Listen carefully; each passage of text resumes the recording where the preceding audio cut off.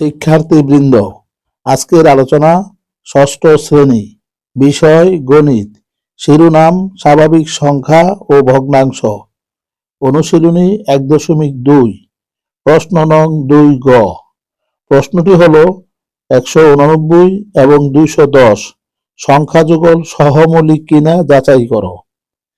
এখানে 189 সমান 1 গুণ 189 সমান 3 গুণ 63 সমান 7 গুণ 27 সমান 9 গুণ 21, অর্থাৎ 189 এর গুণনীয়ক 1, 3, 7, 9, 21, 27, 63 এবং 189।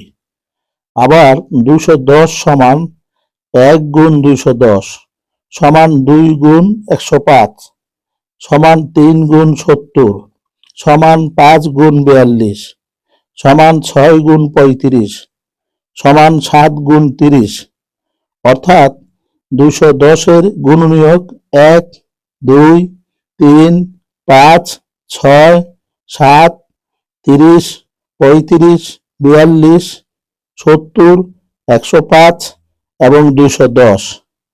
এখন 189 এবং 210 এর সাধারণ গুণনীয়ক নির্ণয় করার জন্য নিচের ছকটি ব্যবহার করা হয়।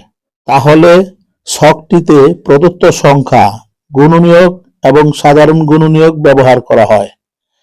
এখানে 189 এর গুণনীয়ক 1, 3, 7, 9, 21, 27, 63 এবং 189 এবং 210 এর গুণনীয়ক 1, 2, 3, 5, 6, 7, 30, 35, 42, 70, 105 এবং 210, এবং এই সংখ্যা দুইটির সাধারণ গুণনীয়ক 1, 3, 7। আমরা জানি দুইটি সংখ্যার সাধারণ গুণনীয়ক যদি 1 হয় তাহলে সংখ্যা দুইটি সহমৌলিক হবে, কিন্তু এই ক্ষেত্রে সাধারণ গুণনীয়ক 1, 3, 7। তাহলে বলা যায় 189 এবং 210 সহমৌলিক নয়। উত্তর: সংখ্যাদ্বয় সহমৌলিক নয়। ধন্যবাদ সকলকে।